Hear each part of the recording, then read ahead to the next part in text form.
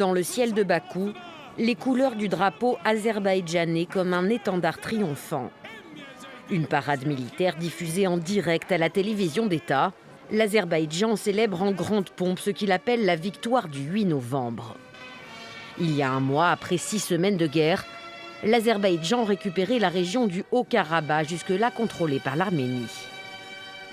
Ermənistan ordusu demək olar ki, yoxdur, məhv edilib.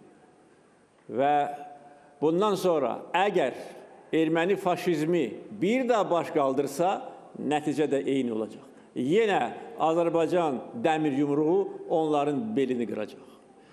Comme invité d'honneur, l'allié militaire puissant sans qui la victoire dans le Haut-Karabakh n'aurait pas été possible. Recep Tayyip Erdogan. Le président turc ovationné se montre aussi belliqueux que son homologue azerbaïdjanais. Azerbaycan'ın topraklarını işgalden kurtarmış olması mücadelenin bittiği anlamına asla gelmiyor. Bugüne kadar siyasi ve askeri alanda sürdürülen mücadele bundan sonra çok daha farklı cephelerde devam edecektir.